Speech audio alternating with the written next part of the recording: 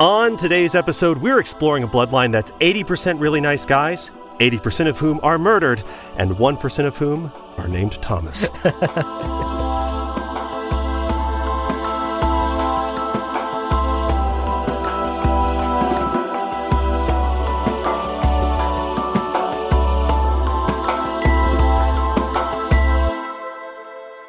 Welcome to Gom Jabbar, your guide to the iconic world of Dune.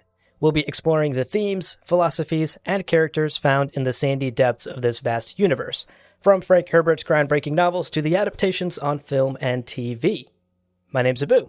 My name is Leo. And Leo, Yeah. question. Yeah. Do you ever get the sense that like a dozen pair of eyes are watching you? Not until tonight. No. It's the first time. What's different about tonight?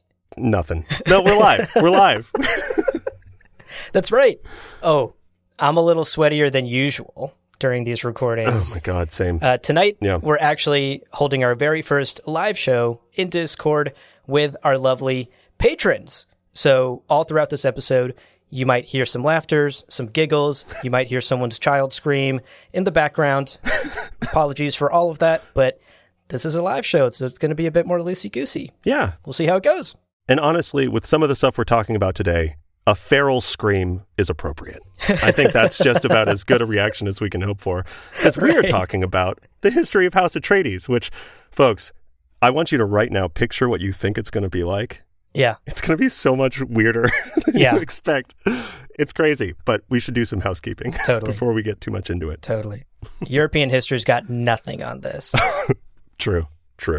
But you're right. Let's take care of some housekeeping first, and then we'll dive into the episode.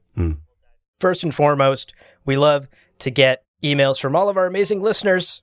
So email us, gomjabarpodcast@gmail.com. That is the 947th time I have said that. You know the email. I know the email. Yeah. Reach out to us, folks. We love to get your letters. Of course, you can just add us in the Discord if you're one of our patron members. Yeah. Which, speaking of which, hi, patron members. How's it going, people? Hey, Leo. Hey. So yes, you could be one of them. Isn't that fun? There are a couple of other ways you can support the show. Well, not a couple of other. There are a couple of great ways to support the show. You can become a patron on patreon.com/gomjabar, and you can check out our sweet, sweet merch at gomjabarshop.com. I may or may not be wearing some of it right now and sweating through it. Good Lord. Oh, that's weird. I always imagined you naked during these recordings. Is that just me? Only sometimes. Only when we talk about Gamont. Yes, truly. As always, we also want to shout out our Kwisatz Haderach level patrons.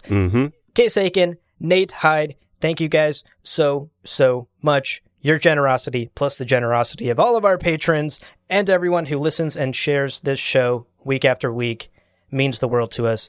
Thank you all so much for being on this geeky Dune journey with us. Geeky worm ride.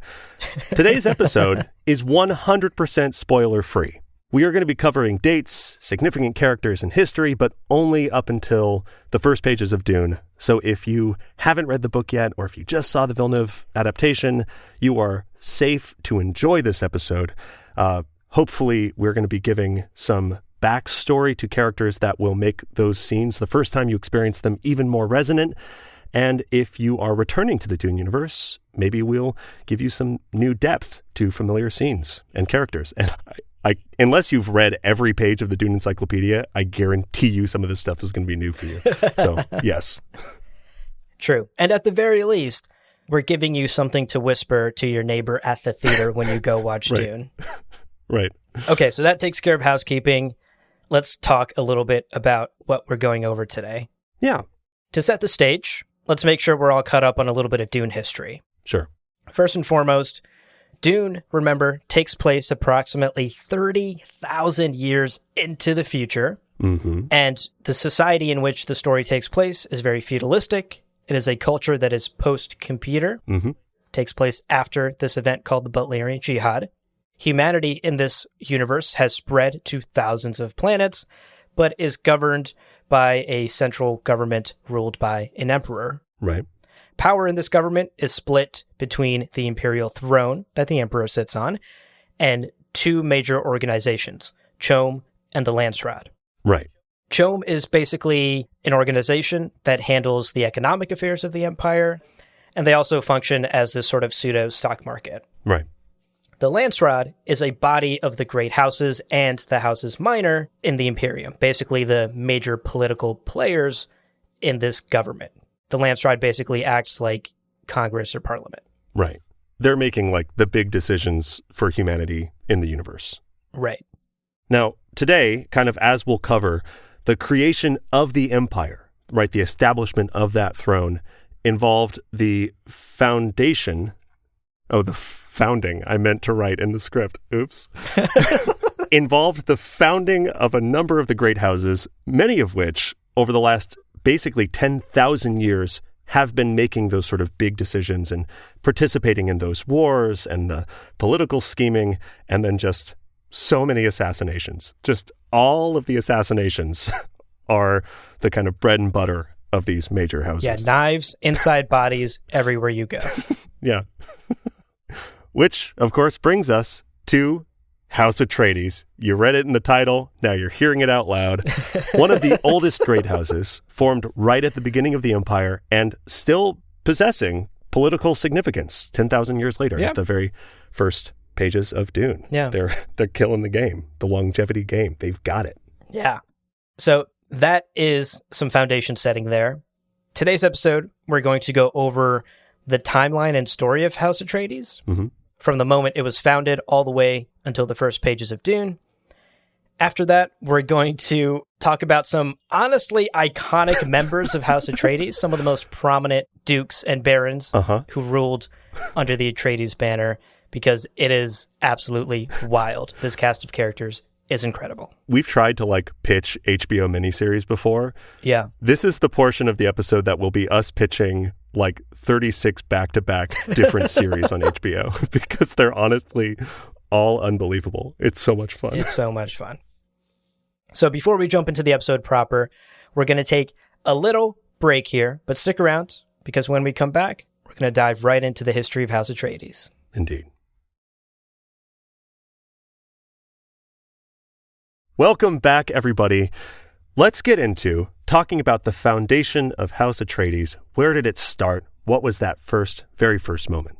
Day one, hour one. Before we do, you talked about jumping into the history books. We have to remind you, really briefly.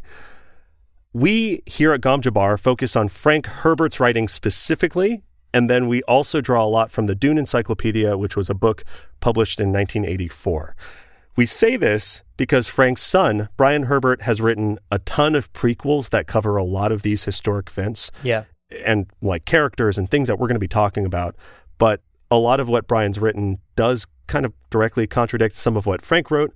So we're not going to be talking about Brian's sort of lore in today's episode.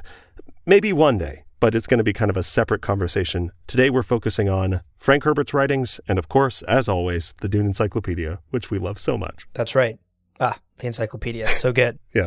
And speaking of the encyclopedia, there is so much about House Atreides in the encyclopedia. Yeah. It is incredible, and we are going to do our best to condense that information down into something that is, frankly, easier to follow than the encyclopedia, because it just goes into so much unnecessary detail. Yeah. So let's start at the very beginning with the foundation of House Atreides. Right. Legend has it that the Atreidian bloodline goes all the way back to ancient Greece on planet Earth. Yeah. In one of the later books in the Dune saga, actually, this is somewhat confirmed. Yeah. We get a quote that says, "Descendant of House Atreides, and tracing his ancestry directly back to the Greek original." End quote. Right. Right. So there we have sort of a direct connection. House Atreides perhaps can plot its lineage all the way back. Yeah, and that's significant because we're talking, again, 30,000 years in the future. Yeah. Right, or at this point, 20,000 years in the future. So we're really just saying that and sharing that to establish, though House Atreides is at the beginning of Dune 10,000 years old, the Atreidian bloodline is much older. For sure. And also shouts to the Ancestry.com intern who had to trace that line all the way back to House Atreides. Yeah. He had to go back 30,000 years, my guy. Somebody give him a full-time job and benefits. The poor guy. Once people move to Arrakis, they are frustratingly hard to convince to give you a vial of spit for their 23andMe analysis. They're always like, no, I need the water. It's like, God, come on. We're trying to find out where you're from, guy. Come on. That water discipline. Yeah. So the first official mention of Atreides in historical record that we actually know of, and that isn't just legend, occurs in this collection of eyewitness accounts and diaries and documents detailing the Butlerian Jihad. Right. The Atreides name is first basically mentioned in a history book about the Butlerian Jihad. Timeline-wise, that puts us roughly around the 200 to 100 BG area, which BG stands for before Guild. So this is before the founding of the Spacing Guild, right, which puts us roughly 10,000 years before the first pages of Dune. Right. Just to orient ourselves on the timeline here. Now, this first name that we get is Agamemnon de Atreides, who apparently, according to this historic text, was the governor of the Brunig district and, as many people today, was assassinated. Yay! In 175 BG, he made the huge mistake of defending the use of computers in front of rioting masses. Oh, my God. In the Dune universe, probably the fastest way to get assassinated. Right. Just count the number of people in the rioting mass. That's how many enemies you now have. It's just not a good strategy. Yeah. It's like being an Android user is the fastest way to get ghosted on a first date. Oh, God. That is sad that we live in that world. Flashbacks. Look, we all know it's Personal true. trauma. Nobody at me about that. We all know that's true. It's true. It is true. I've hesitated on a reply. I'll admit it. Yeah. That you see that green text and you're like, I'm not going to fucking bother. Is it worth it? Oh, man. Maybe. We'll see. It's, so he was assassinated for that. But for being an Android user? Sorry. I'm not. No. Okay. I'm throwing you off your game. Continue. No, don't you know androids are literally outlawed at this time in Dune? Abu, come on, bro. You're right. Those Ixian iPhones are going strong, but androids are against the Great Convention. The slight caveat on Agamemnon, we said that he's from this historic text, but here's kind of a bump in the path. No one knows where the Brunig district is. Yeah. And this is the only mention of him. So there are a number of historic skeptics who are saying he kind of sounds made up by this author who's kind of embellishing history of a popular house, right? Someone going, oh yeah, it was Agamemnon Kardashian. Like everyone's going to read my book now because I'm talking about this famous Kardashian, Yeah. An over-imaginative author, basically. It's possible. We don't know. Right. The history on that is a little fuzzy. Right. And that's partly why we love the Dune Encyclopedia so much. It's presented as this document that historians have written in a universe. Yeah. So in universe, in Dune lore, we don't know whether Agamemnon actually existed or whether the Brunig district was even a real thing or perhaps an embellishment. Right. The Atreides that we do know existed, however, is Demetrios. And we're going to spend a couple of minutes talking about our guy Demetrios because he's awesome. He's great. Yeah. He is real. There's historical record of who he is. And he's actually basically responsible for House Atreides ever existing at all. He is our origin point for House Atreides. Right. So if we rewind the clock all the way back to 88 BG, again before Guild, there's a big old space battle happening known as the Battle of Corran. Right. And in this battle, our guy Demetrios was a junior officer. And through some shenanigans that take place on battlefields, he ended up in command of the ship that he was stationed on when all of his senior officers were killed. Right. The chain of command got chopped all the way down to him. Right. During this battle, a Bashar named Abelard Harkonnen turned and ran like an absolute coward. Yeah. Gross. And this created an opening for the enemy commander. Yeah. Luckily, our boy Demetrius jumps right in and manages to rally his allies. He launches this desperate counterattack, which totally works and defeats this enemy commander. Yeah. And historians point out that this is the moment. Demetrius's iconic, desperate counterattack is the moment where the tide turned in the Battle of Corran. Right. And for being such an MVP, Demetrius was given a brand new title. He was given the title of Baron Tantalos, and he was given estates on planet Enskog in 86 BG. So just 2 short years after that battle, he's got titles, he's got estates, folks, and House Atreides is officially established in 86 before Guild. Junior officer to Baron. What a glow up. Yeah. What a glow up, folks. Wow. Talk about climbing that ladder. Climb that corporate ladder. Also, this is officially the beginning of House Atreides. Like, this is the moment he's a landowner, he's a baron. Yeah. House Atreides is, period. Are those the requirements to create a house? I mean, be a landowner and be a baron? So there will be no millennial houses. None of us are going to own land. None of us are ever going to own property. Yeah. House of Wiggins. Can that exist if I'm renting? That's the question I have. A tiny note here. House Harkonnen, House Atreides, famously don't love each other. Yeah.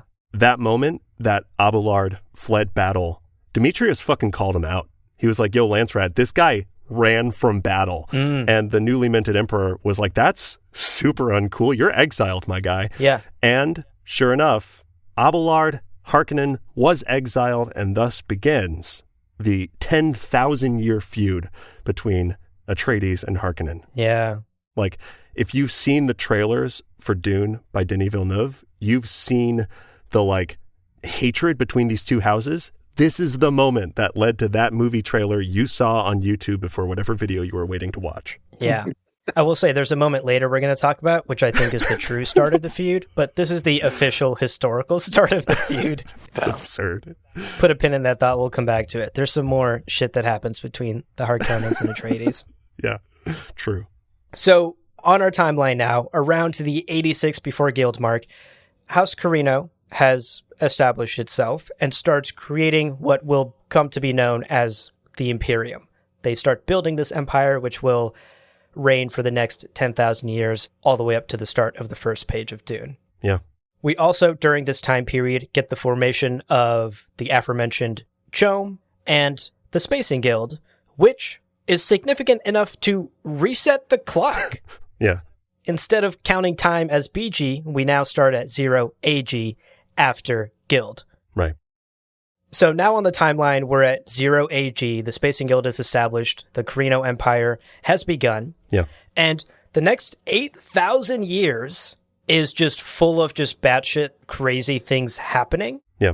And a lot of them we're going to touch on in the second half of our episode, because a lot of these batshit crazy things happening, at least in historical record, are of a personal nature. Yeah. People getting assassinated, people getting overthrown, people getting thrown in jail, people sleeping with each other's wives. Seducing people. All of that sort of classic, seducing people. All of that sort of classic political intrigue really kind of blows up over the next 8,000 years as this fledgling empire grows and grows and grows. Yeah. Regarding the status of House Atreides during these 8,000 years, it is tumultuous, as you're kind of implying. It's tumultuous for everybody. Like, everyone's getting assassinated, lands are being claimed, things like that. Yeah. But House Atreides is not exempt from that as our sort of protagonist house. Multiple times, huge swaths of the house are literally murdered, assassinated, or like sold into slavery. It's honestly super depressing. Like, reading through the Dune Encyclopedia entry, it was like, oh no, not again. Oh God. I am baffled, and I think by the end of this episode, you'll all kind of get what I'm saying here. I am astounded that by the beginning of Dune, anybody even remotely moral has survived. Yeah. What basically sounds to me like intergalactic Mad Max. People like killing each other, selling each other into slavery. How does a good person survive that? I don't know, but it happens. So I guess that's a testament to the innate goodness in man's heart. Right. I don't know. It's just chaos. It's chaos. Witness me stab this guy in the back. The famous Fremen cry, witness me. Wrong franchise. You're the wrong franchise. Now, Call me out like that. Right? now, going back to House Atreides, in general, as House Atreides navigates this very tumultuous first 8,000 years of the Empire, there's a very diverse cast of prominent leaders. Right. Some of them are merchants, some are very classic in their political aspirations and trying to climb the ladder. Some are very capable soldiers, while others are artists, Yeah. musicians and poets, and they're not out here trying to win any wars or gain any political power. So it's a wide cast of characters in the Atreides household Right. over these next thousands of years. But the general trend is that the Atreides tend to be very honorable and fairly loyal to whoever is emperor at that time. Yeah. Or whoever got deposed as emperor and needs some help getting back, and yada, yada, yada. Right. The encyclopedia does make clear, however, that no house is without its black sheep, Right. and the Atreides were no different. Quote, between its establishment and the middle of the 5th millennium, House Atreides produced many sons and daughters who gained fame from their unique talents, flamboyant actions, or spectacular vices. End quote. That's really a triple threat, huh? Unique talents, flamboyant actions, and spectacular vices. That's a packed weekend. That's just 3 days of back-to-back fun, huh? Right. I hope those words find their way into my obituary someday. Abu was known for his unique talents, flamboyant actions, and spectacular vices. Oh, gosh. R.I.P. I'll May he rest in peace. I'll help you get there, however I can, bud. We'll get it done. We'll set some months aside. It'll be fun. Yeah. Or some weekends. There's a long weekend coming up. Yeah, that's true. God, true. Now, a final shift for House Atreides begins in the year 8705 AG. So we talked about 8,000 years of tumultuousness. Well, here we are. 8705 AG, which is when basically House Atreides supported Elrond VIII, Carino of House Carino, in reclaiming the imperial throne. We talked about House Atreides generally being pretty loyal to whoever's emperor. This does often go back to like who has the rightful claim, and if someone's like assassinated wrongfully, whoever's Atreides at that time is like, hey, that's wrong. Yeah. So there is sort of that element to it. But at this time, House Atreides is coming out of one of these like brinks of destruction, right? Literally everything had been taken from them. They were not doing good. And because they supported Elrond VIII, they were restored their lands and titles, given all their stuff back. Yeah. And given, very importantly, given the, I haven't had to say this word out loud yet, given the Siridar dukedom of planet Caladan in the year 8711 AG. What a year. What an iconic year for the Atreides. Yeah. And again, to sort of orient yourself, that is still 2,000 plus years before the first pages of Dune, or roughly 2,000 years. Right. So this is still a very long time ago, Yeah. generations ago. Yeah. How's the planet, Abu? How is Caladan? Oh my gosh. Have you seen the brochure? I have. They don't need one. There isn't one. Oh no. Who gave The what was I reputation reading? is sterling. What were you reading? I don't know. It was just a picture of water. I assumed it was a brochure for Caladan. No, Caladan is incredible, Leo. Oh, It's cool. amazing. Nice. And it's so incredible, actually, that Duke Paulus 16? Somebody help me with Roman 16. numerals here, Leo. Yeah, 16. Yeah. Duh, boo. Duh. Yeah. Come on, Abu. Jeez. Seriously, bro. I thought you knew your Dune stuff, man. Oh my God, I got my ass called out. Somebody take my Dune. Anyone else want to take over hosting responsibilities? Oh, actually? gosh. Welcome I'm to gonna Gom retire. Jabbar with your host, Yaz and Leo.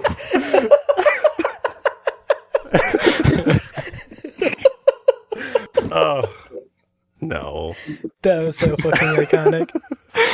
I forget where I was, so I'm going to take that back again. Sure. Yeah. Caladan was so incredible, actually, Leo, Yeah. that Duke Paulus 16th Atreides sold a bunch of their Atreidian holdings Mm-hmm. and decided, you know what? I'm going to move the whole family to Caladan. Yeah. And so he does. Castle Caladan is thus established, and the construction for this new home base for the Atreides is completed in the year 8722 AG. Mm-hmm. And so ever since then, Yeah. the Atreides have had their home base on Caladan. Which is wild to me. Like, our first page, we meet Paul Atreides. He's 15 years old. The year is 10,191. So we're in this place, this like building, that has been the home of House Atreides for 1,400 years. Yeah. That's significantly older than my country. And that's just like, oh yeah, this is my childhood home. Yeah. Can you imagine having to go to history class and learn 1,400 years of your house's history and then take a fucking pop quiz on it? Yeah. I just wanted to know where the snacks are, Mom. And she's like, and then in the year 8,941. What happened, Jimmy? What happened? You don't get the cookies. They moved the pantry to the attic? I don't know. Wild stuff. So the Atreides have been around for a very long time. Yeah. But relatively speaking, the Atreides-Caladan relationship is fairly new. Yeah. Just a short 1,400 years ago versus the 10,000 years ago that Demetrius Atreides founded the house. Right. That sort of puts a lot of what takes place in the book and the movies in perspective, at least for me. It gives it like this greater depth that there's so much rich history behind this house.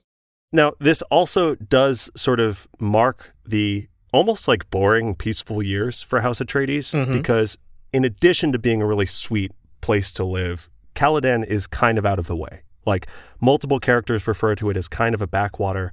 Obviously, that's going to change when a prominent house major is living there, like new trade routes are going to be established and all of that.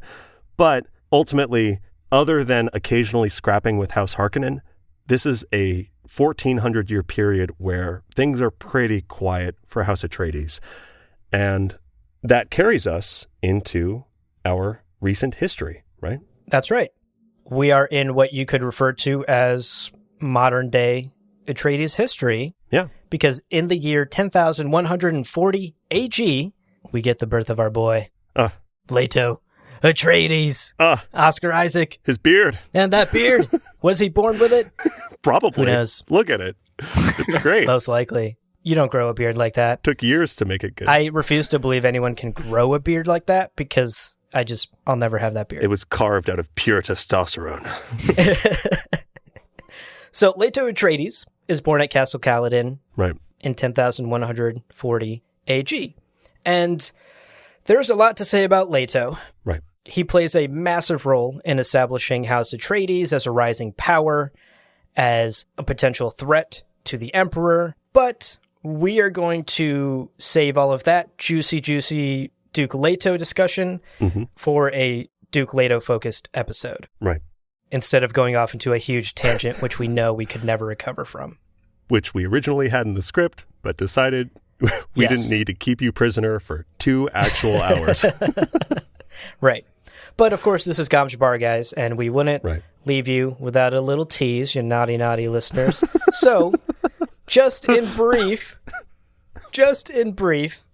here are some quick facts about Leto. Yeah. Leto becomes Duke in his early 20s after his father dies in a bullfight. Luckily for House Atreides, even in his early 20s, he had established himself as a brilliant young mind, principled, and very, very politically savvy. Right. Not to mention, he was very easy on the eyes. Yeah, he was. This sterling reputation led to a rise in popularity, not only for himself, but for House Atreides. Right. It grew their influence within the Empire. And Leto catches the eye of Emperor Shaddam IV, who both admired and feared him. There's this really great quote when, after meeting Leto, Shaddam talks to one of his aides and says, quote, "If they were all simply as correct and as sure as their place as the Duke, the Empire would be a paradise." End quote. Oof, nice. That is a Yelp review we can all aspire to. Good Lord. Yeah. So the Emperor also loves this Duke as much as we do. Right. And we won't say much more than that because we promised this would be a spoiler-free episode, and saying anything beyond that gets into actual first pages of Dune territory. Right. And that gets us caught up with the history of this great house and basically brings us up to the first pages of Dune, which take place in 10,191. Yep. And with that, we're going to take another quick break. So hang out, stick around. Right after this, we're going to get into probably my favorite part of the episode. Oh my gosh, yes. Which is just the craziest casting call of people you could imagine. One after another. They're just insane. So stick around. We'll be right back. Welcome back, folks. Let's dive into the second half of our episode. We are going to be talking about some of the more prominent members of House Atreides. All through its long and storied history, all 10,000 years, we're going to pick out some absolutely iconic Atreides characters to share with you. Yeah. It's amazing. Such an incredible cast of Atreides leaders here. No kidding. And the way we're going to tackle this is as chronologically as we can. Right. This is by no means a comprehensive list of every Atreides leader. We would be here until the end of time if we did that. If you're interested in learning about more of them, we highly recommend checking out the Dune Encyclopedia. There's literally like 6 pages that go on and on and on about House Atreides and its many, many wonderful characters. So check that out if you're interested in more. And I got to say, it's some of the funniest writing in the Dune Encyclopedia. It's really dense. Like, we're going to say some things, like I'm going to say 2 sentences, and that is going to be 3 paragraphs summarized, basically. Yeah. It's so dense, but what it's talking about and some of the direct quotes that we'll share with you today, so genuinely funny. So let's start off. Let's talk about actually one of those aforementioned tumultuous periods for House Atreides so that you can kind of get an idea of how back and forth this kind of property exchange, if we want to call it that, could be. So really only 100 years into the empire existing, right? Going back 10,000 years before the book begins. At the time, Emperor Elrond I Carino of House Carino was assassinated. Heyo. Cool. This is going to be a pattern. Heyo, indeed. Should I say heyo every time you say that, or will that get annoying? Yeah. No, that's a new bit. We're starting it Perfect. now. That's the sound of assassination. Now, his forces, naturally, you kill the guy. All of the people who supported the guy, you exile them, because that's how it works. Mm-hmm. His replacement, Alman ben Haig, accused Elias? I read that at... How do you feel about that name? I think it's Elias. Elias. That sounds... Which I think is a cool name. It is a cool name. I would like name a kid of mine Elias. Listen, I'm going to name a kid of mine Abelard, and then they'll fight to the death. You son of a bitch. You son of a bitch. So Alman ben Haig basically accused Elias Atreides, the current House of Atreides guy, of supporting those exiled troops, and with that as the basis, stripped him of everything he owned. Basically just took everything from him and was going to do more. Abu, get that sound effect ready. He was going to do more. But before the paperwork could get through the courts, Alman ben Haig was assassinated. Heyo! There it is. It's that simple. Just if you are accused of something, wait for the person who accused you to be assassinated by other people. It's so simple. The best defense. The best defense is assassination. That's what people say. It's the popular saying. Yeah.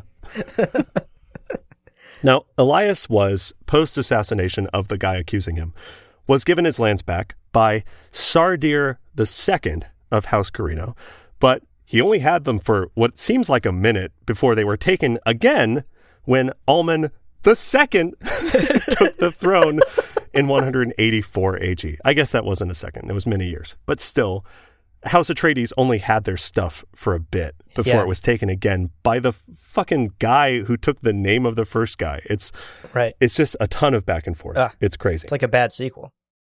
So after Elias, the next Atreides we want to talk about objectively has the most boring name. True, yeah. Thomas Atreides is our guy. The new butt of every joke we ever make about the Atreides. Yeah. Our boy Thomas, who in 207 AG helped restore Elrond II to the throne. So again, we're playing this ping pong game with who's on the throne, who's not on the throne. Right. Atreides get their lands, lose their lands, get their lands, lose their lands. Thomas, in this instance, for helping Elrond, is made the Duke of Jadua and given a planet. Cool. Nice. He's got a title. He's got a planet. Happily Everything's ever after. Going great. Until in 346 AG, both the dukedom and the planet were taken when Thomas II was executed by Alman IV. So many almonds. Alman is back in the game. Man. It's wild. Yeah. It's honestly like Fast and Furious at this point. The numbers just keep going up for these guys. But ultimately, friends, it's about family. It's about family. Oh, my God. What a dumb joke. That makes me so happy. So, Fast and Furious jokes aside, This violent period finally ends. This ping-pong game comes to an end when Alcman Atreides, slightly different name, Alcman Atreides, who in 381 AG petitioned Regent Henry al-Khair, and through restoration of the county of Thuestis, whatever the fuck that sentence means, finally established House Atreides as a house major. Hey! And I tried for 5 minutes to understand that sentence and then decided I don't even know that the person who wrote it in the encyclopedia knew what it meant, so whatever. Right. Long story short, Alcman Atreides fully establishes House Atreides as a house major. Way to go, Alcman. Yes. The Atreides house is now in the major leagues. Yeah. So it takes them about 400 years from their establishment to grow from a minor house to a major house. Pretty good. Not bad. Nice. Not bad. Yeah. All right, next up, we should briefly touch on this next Atreides. His name is Iason Atreides. Yeah. And he is most notable for basically helping set up everyone's Google Cal because he was responsible for this long period of stable rule within the Empire. Right. What he did was restrict the checks and balances in the government system and make sure the imperial throne didn't devolve into this pure autocratic dictatorship that would get overthrown. Right. The encyclopedia tells us, quote, "Thus, what had been a government of personal rule, with all its attendant chaos, became a hierarchy in which the imperial seat was merely one source of power, counterbalanced by the lance rod, whose meetings became regularly scheduled for the first time, and Chom and the Spacing Guild, previously dealt with through the emperor."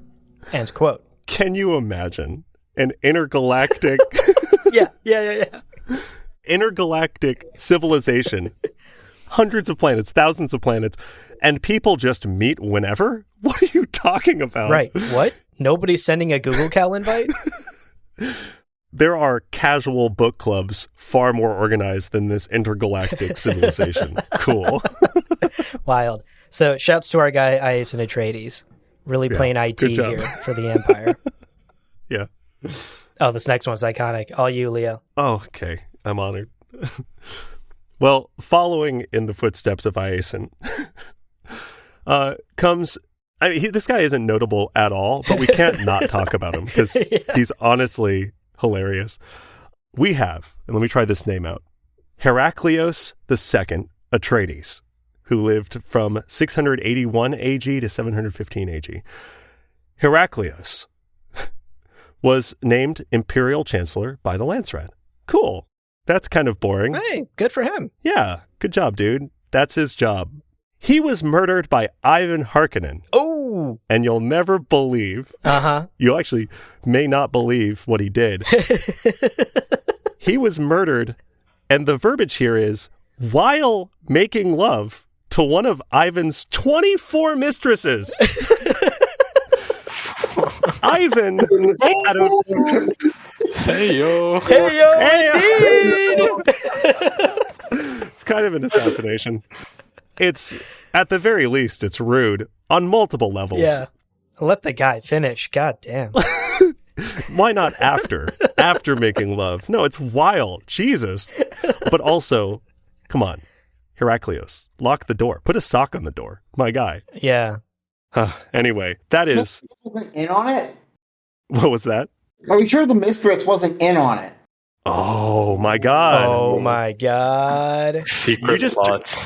You just turned this from a throwaway dumb joke to an honestly fantastic sounding HBO miniseries about the mistress. Yeah. Incredible. Oh, I'm going to go ahead and steal that idea. that's such a good... I hadn't even thought of that. That's incredible. Yeah. Perhaps one of the mistresses was in on this assassination attempt against Heraclius. A little seduce and stab, you know? Ayo, indeed. I love it. I, for one, Leo, think this is actually where the true Atreides Harkonnen blood feud started. I know we talked historically, blah, blah, blah. It happened 10,000 years ago. Yeah. I don't think so. I think it happened right here when Heraclius dares sleep with one of Ivan's ladies. That's so absurd. I do like to think, okay, let's accept that that's true. I imagine Baron Harkonnen meeting with Leto Atreides and going, you know what your family did. And Leto Atreides is like, yeah, we called you out on abandoning at battle. And Baron's like, what? No. Like hundreds of years later, you slept with one of our mistresses. And we're still mad about it. We're still mad about it. How dare you? How dare you? Wild stuff. Shouts to Heraclius. And that's what he's known for in the history books, folks. That's his epitaph. Now, this leads us into our first kind of focusing on a solo Atreides. And I love this guy. Not to like get ahead of myself, but I fucking love this guy. Yeah. The next Atreides we're going to talk about was in the year 1027 AG. Now, at this time, a Bashar named Fade suspended the Lance Rat. He was like, hey, you know the whole collection of power that like governs the universe? Get rid of it. I don't want it. I'm the emperor now. And he murdered a ton of people. So many people. Like he murdered almost all of House Atreides. Literally, I think 2 people survived. A few people were in slavery. It's brutal. It's awful. Now, he fucked up because he didn't kill Odysseus Atreides. Right. Odysseus Atreides, as far as I'm concerned, is the first John Wick. Because effectively, he basically, I'll walk you through it. He secretly enlisted in the Imperial forces, right, as a soldier under a false name. He, once he was an Imperial soldier, stole one of their ships. Iconic. He sold the ship. He just sold it. Naturally. Took that money, used those funds to bankroll a series of hit-and-run guerrilla warfare-style raids on Fade's forces. Amazing. And historians are like, yeah, those raids, those hit-and-run attacks are the beginning of the end of Fade's regime. Now, this was actually 70 years, 3 successive emperors, and their 70-year rule was ended by a dude who just jacked a ship and then used that to fund, again, a John Wick-style, like, bloodbath, single-handedly toppling an empire. It's unbelievable. I love this guy. Amazing. What an absolutely anime-style comeback.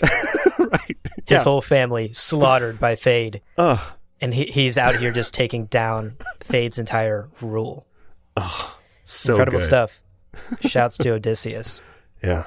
Okay, moving on from that badass. Impossible to fill his shoes, but our next guy's going to try. Sure. The next noteworthy Atreides that we want to talk about is Achilles. Yeah. In 1680 AG. To set the stage, around this time, the Imperium, it's like 2008 for the Imperium. They're going through a huge recession. Oof. Yeah. And in an absolutely batshit crazy move, Achilles sells the family estates. Yeah. And uses all of this money to then invest in CHOAM in the shares of underdeveloped worlds. He basically, like, from my understanding, buys up a bunch of penny stocks with all of this money he gets from selling everything the Atreides own. Right. Within 20 years, just 20 short years, our boy Achilles is the richest man in the universe. The entire universe. Yeah. Those penny stocks pay off. And what he does with all of this money, once he is the richest man in the universe, is start to undermine the emperor, because obviously that's what you do when you get to a Bezos level. Right. You just start fucking around with people in power. Yeah, and that's true. what he does. He starts using his money to play with the markets and mess with the emperor at that time. It's an absolutely wild story and truly an endorsement for NFTs and crypto. Achilles knows what's up. He was on Wall Street bets, and he took that to the moon. Selling off Gom Jabbar NFTs. Yeah. Right. Achilles was day one GameStop, no doubt. Yeah. Oh, yeah. 100%. Oh, he got in on GameStop early. Oh, my God.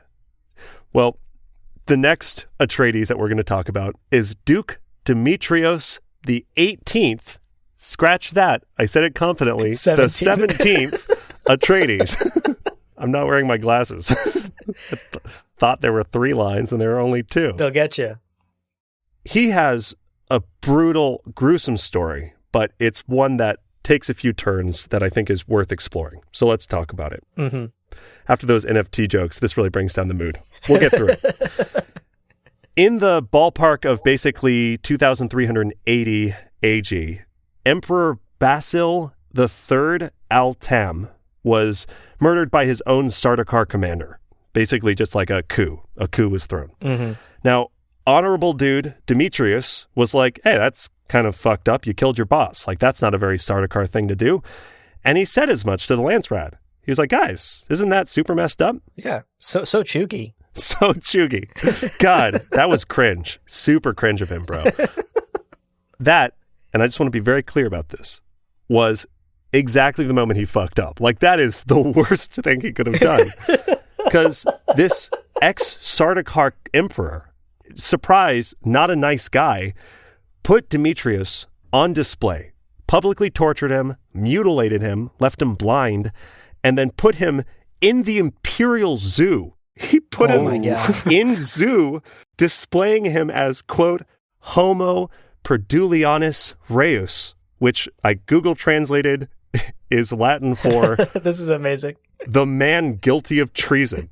Oh my God. What a flex. So you're in the Imperial Zoo walking. You're like, okay, pandas. Pandas. Oh, giraffes. They've got some of those. Cool. Love it. And what the heck? This is a man. This is just a guy in a pit. And what is the man guilty of treason? Fucking brutal. Right. The tour guide is just like, and to your left, we have former Duke Demetrius Atreides, tried to take down the Emperor. Said mean things to the Lance Rad. Like, he didn't even really do that much. He just voiced an opinion. It's brutal. On some levels, it's depressing because I like the Atreides in general. Call me a simp, but I love the Atreides. Call me Meanwhile, a simp. I'm like impressed. That's genuinely impressive to put your enemy in the zoo. It's like, oh. Yeah, that's you don't forget that, you know? No. There's a reason this got written down in some history books. I'm also shocked that this, just as like a meta commentary, I'm shocked that this was written in 1984 or like before 1984, published in 1984, and that more people haven't had villains do this. Like, that's just a great beat for a villain to do, right? Like putting the person in a zoo. Oh, it's so good. Yeah. Anyway, the ex-Sardaukar emperor, fun fact, wasn't popular. Yeah. People didn't seem to like him. So he was overthrown and tortured publicly, naturally, kind of got what he deserved. And the new emperor was like, that was super fucked up. Sorry, Demetrius. Welcome to not being in zoo anymore. And here are your estates and your titles back. Damn, the pendulum swings once more. It swings once more. That ping pong game started up again. We didn't even notice. Demetrius is blind at this point and also, like, I guess was being fed zoo food. So he... What is zoo food? Like chicken nuggets? I don't know. Feed? Zoo? Like, I don't know. Animal crackers? What do you feed a human in zoo, Abu? It's a question I don't want to answer. It's those gross taco Lunchables that no one ever liked. Did you ever eat those? I don't. I feel like I've liked every Lunchable I've eaten. Wow. But I can't remember a taco one. Gosh, I should get back to the script at some point. Right. So, Demetrius, tired of his zoo Lunchables, basically became a foodie. He decided to travel far and wide, paying exorbitant fees for tickets to basically just far off places that had famous foods. Yeah. And ate and ate and ate and ate. And he died, as we all will, maybe, at the age of 99. That was weirdly morbid. I'm sorry. He died at the age of 99. And this is the quote regarding his death. Quote, his weight exceeded his age at his death by a factor of 5. Jesus. End quote. That is unnecessarily savage of the encyclopedia to include that fact. I think it's a celebration. Yeah. He was big, beautiful. There's just so much to love. Absolutely. I love that for him. Look, he was in captivity. Yeah. Being fed Lunchables. Like, the dude wants to try some better food out and there. And the taco ones, no less. Not even the delicious ones. Are there delicious ones? I still eat them sometimes. No, I literally had the nacho Lunchables yesterday, so I'm just talking shit. Oh my gosh. All right. No, props to Demetrios for getting out of jail and then living the rest of his life in luxury. Yeah, for sure. That's the only way to do it. That's what I plan to do once I'm out of jail. Yeah. That's when we reveal that we've been recording from prison cells this whole time. Our captors are forcing us to do this. So let's go over the next 2,000 years very, very quickly. There are a number of other Atreides that the encyclopedia touches on. Yeah. We're going to blast through them and give you just some rapid fire fun facts about them. Super quick. Right. First up, we got Paulos the Seventh. He was a poet. Nice. Then we got Minos, who was known as the Great Librarian. Oh, yeah. Cool. After that, we got Carolambos, who was rumored to be such an excellent shot that it was said that he could put 3 shots into a single hole at 100 meters. Damn. I think that deserves an AO. Ayo! Ayo! Oh, Thanks for humoring us. What hole, though? Whichever one he wants. That's how good he is. Damn. Hey, yo. Hey, It's like a confused AO. After that guy, we got Duke Atreides the Fourth, who outlived his 6 wives Wow. and died in the arms of his 7th. Oh. I want a fucking rom-com about this dude's love life. After him, we have Aristoteles, who invented, this is absolutely wild, he invented 3 new types of knots, and he was like a perfume aficionado and developed an entirely new type of fragrance. And I think it goes without saying that this guy, very popular on Gamat. Yeah, true. No doubt. Between the knots and the fragrance, he knows what he's doing. Can you imagine? It's like 18,000 years in the future, and you're like, guys, I came up with a new knot. And people are like, what? Right? What else is there left to come up with? It's a rope. Like, what did you do? Ropes only go so many ways. We did all of them. No, I did a new way. Bullshit. Show me. I am talking shit like I know how to tie anything but my shoes, but, Right. you know. Bunny ears 3 times around. Okay. Next up, after that bevy of boys, let's talk about Mikhail II Atreides. Oh, this guy. Legendary piece of shit guy. Yeah. Ugh. But also, take a moment, expect what the story is going to be, and then have your expectations dashed upon the rocks. He was emperor from 4,641 to 4,670. And to be clear, at this point, pretty much everyone is cousins. So people would claim via blood right. He was emperor under the banner of House of Atreides Carino, basically. Just wanted to point that out there. Mikhail Atreides, or Mikhail II Atreides, started off pretty strong. Nice guy. He did his best to kind of better the life of the Imperium, and overall was pretty good. Until he nearly died from poison in his drink. And never happened to me. I've never been almost poisoned. Right. But it changed him. He was not in a good mood after that. Do you want to experience that? Or we could set something up, Leo. Stop trying to poison me, Abu. Okay. Well, not yet. Keep doing it. Every episode. It's a near-death experience. Well, no, hasn't happened to me yet. Thank goodness. Knock on wood. Now, after nearly losing his life, he, quote, began to harass the Landsrat, accumulated personal rule, and began a reign of terror unparalleled in imperial history. End quote. Iconic. Classic. Just a reign of terror. Just a good old reign of terror. Now, everyone hated him. They were like, this guy sucks. He's so bad. Whoever tried to poison him, you really fucked up. So he left the throne. He just left. And he claimed he was going to, quote, retire to a monastery, which really sounds like an euphemism. But turns out it's not what anybody expected. He entered cryogenic suspension. Oh, my God. With his son. He dragged his son with him. It's like, boy, we're going. And they entered cryogenic suspension for hundreds of years. Holy shit. So his story stopped. People were like, oh, yeah, he's at that monastery for hundreds of years. They're like, yeah, he's whatever. He went there and then he died, I guess. I don't know. Like a stripper from a cake, in the year 4813, he emerged. He was like, hello, universe.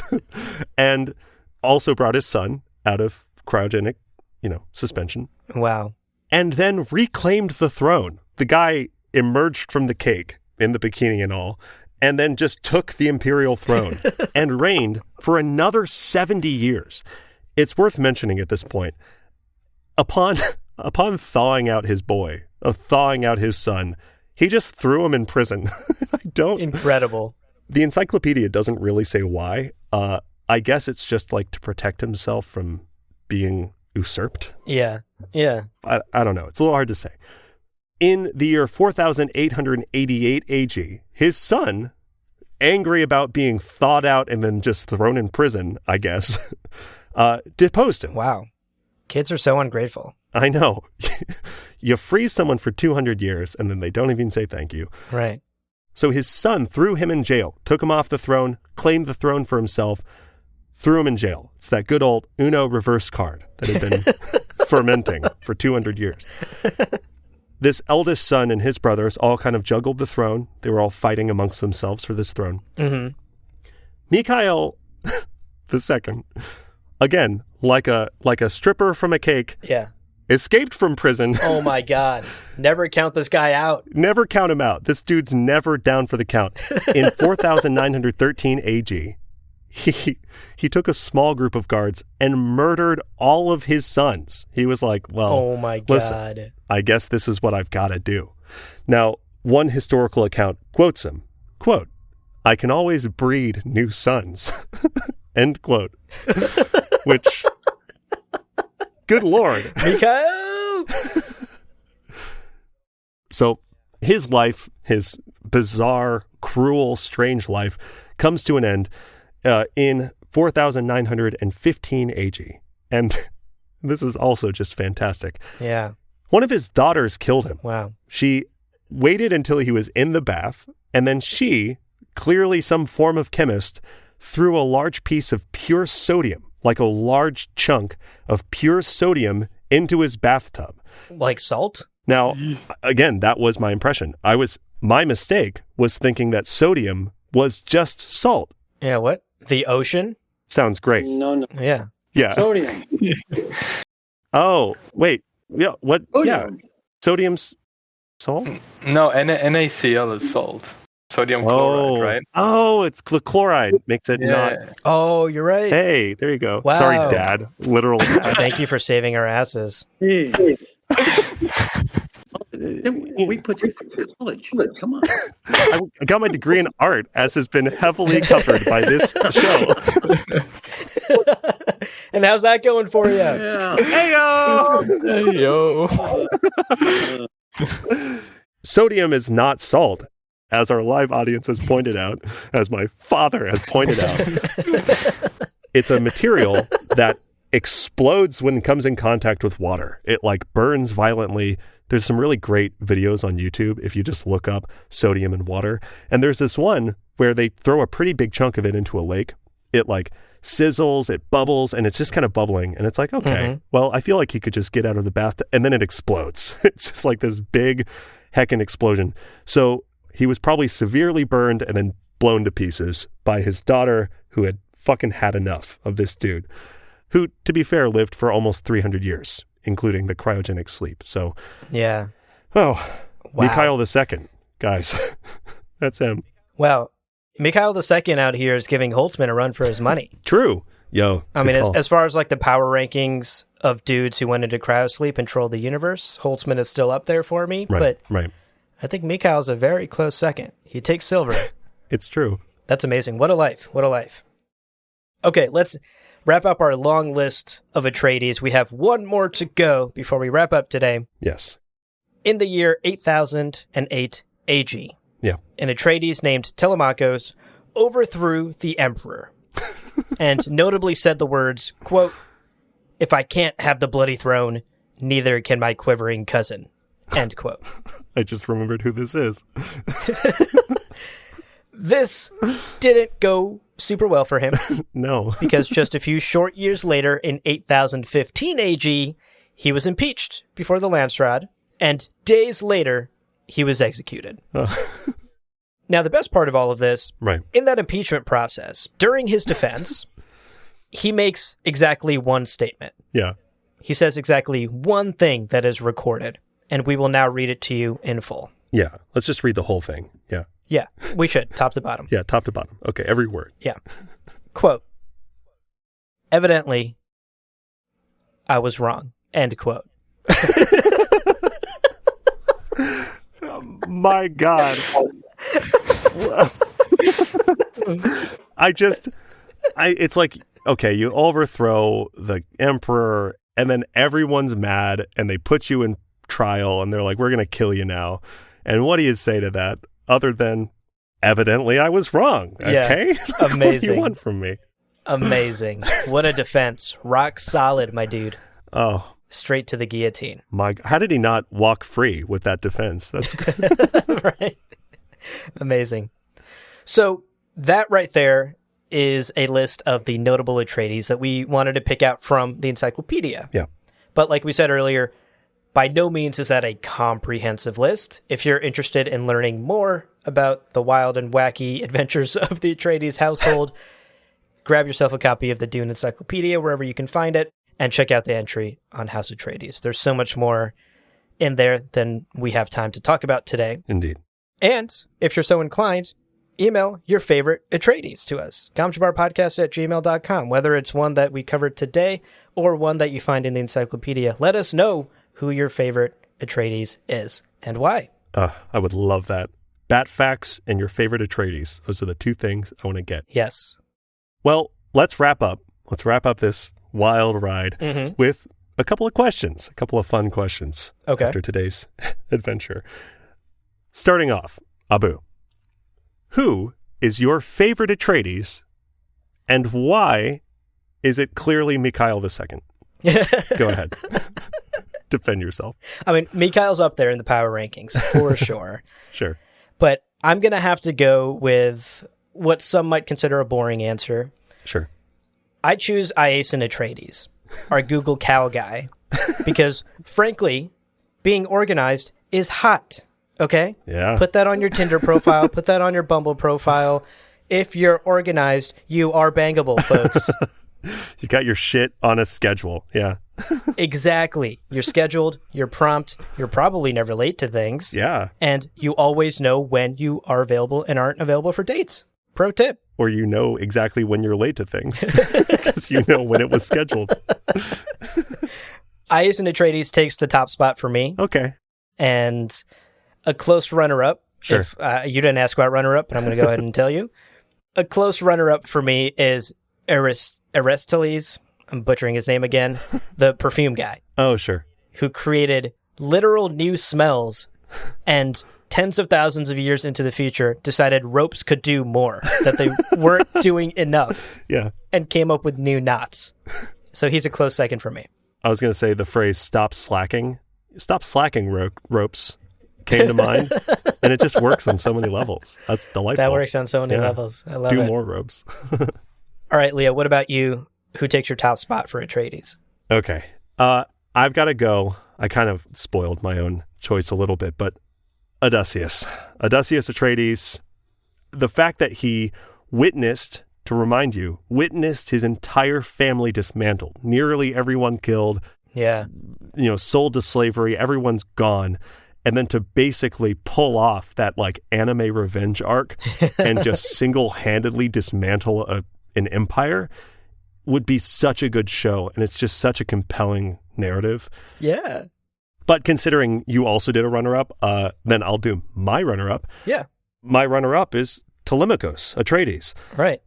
Listen, he knew what he wanted to do, right? He overthrew a governor. He overthrew the empire. Excuse me. He did it, and then was not above admitting he was wrong in just the shortest possible tweet. Yeah. He was very efficient. He's humble, okay? He's humble. We got to acknowledge that. Yeah. You overthrow the ruler of the known galaxy.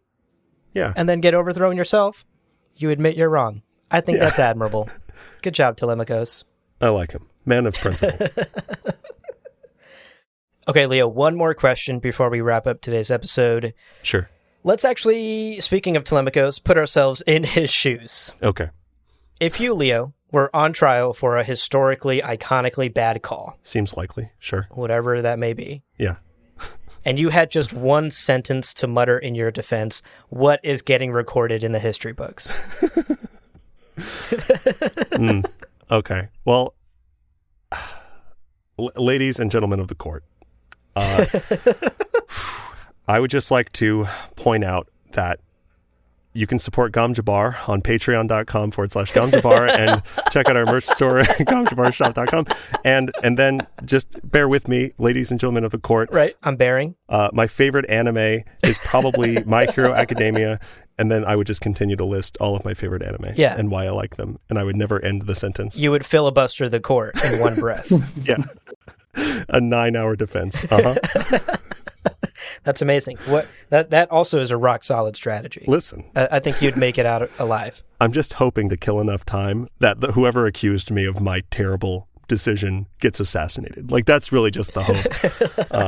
But that's my answer. What about you, Abu? What do you think? Yeah, I'm actually going to steal from you because I think you've got an excellent strategy. Sure. I would tweak it a little bit, though. I wouldn't go the anime route. What I would instead do is just go through the housekeeping for these podcast episodes for Gom Jabbar. Because frankly, at this point, they're getting so fucking long that I'm just hoping the jury gets bored and annoyed and leaves. They're like, okay, let's barter. If we say you're innocent, will you cut it off right after the Patreon bit? And you're like, I have no promises. Right. We're like, no, we got to talk about the merch. And the jury's like, Jesus. Just he's innocent. Just get him out of here. Get him out of here. And I'm like, no, I'm not innocent. Put me in a zoo. I gotta tell you about the spoiler warning. Feed me Lunchables. I deserve it.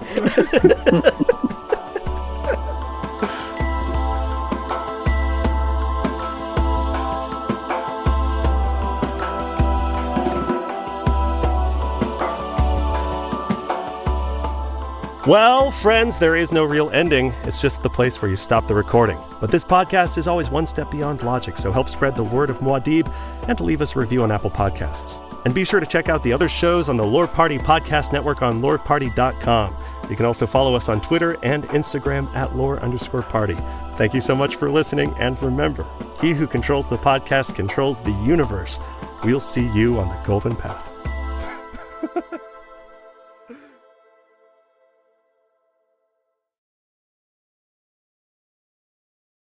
Another guy named Bashar... No, Bashar is his title. Abulard, but all I'm seeing is Abu Lard here. Kind of offended. So strange of you to see the name that way, Abu. Wow. How could I not have seen that? I feel like shots were taken at me and I didn't do anything wrong. You a Harkonnen? You a Harkonnen man?